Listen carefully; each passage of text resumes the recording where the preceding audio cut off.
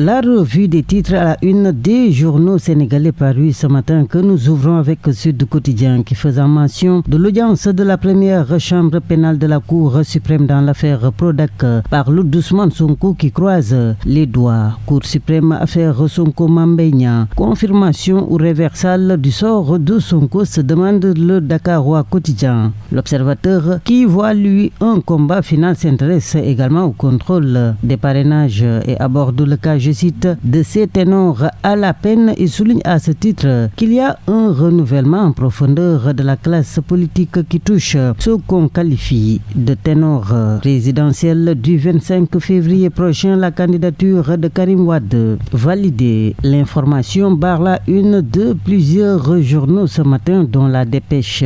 Troisième jour de vérification des parrainages de admis 12 à journée 6 en sursis. Annonce ce jeudi le Peuple Quotidien. Les candidats coincés par les doublons, dit le Regard qui au Conseil constitutionnel note une marche bien trop haute.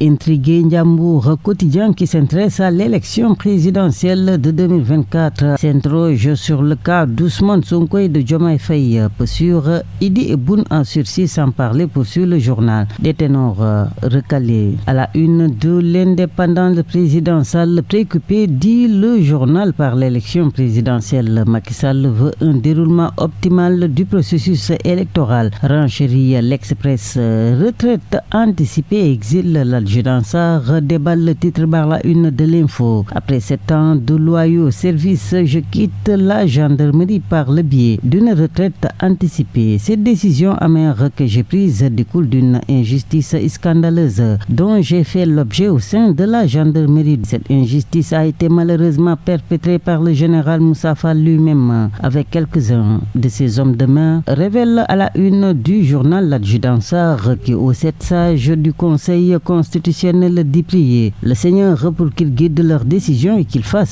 rendent justice au nom du peuple et pour ce même peuple. Extraite hier de prison, Caroline Faye visée par une nouvelle procédure, informe dans sa parution du jour Libération. Elle a été placée en garde à vue hier pour tentative de sortie irrégulière de correspondance, écrit le journal qui renseigne que sa demande de mise en liberté provisoire introduite après son audition dans le fond a été rejetée.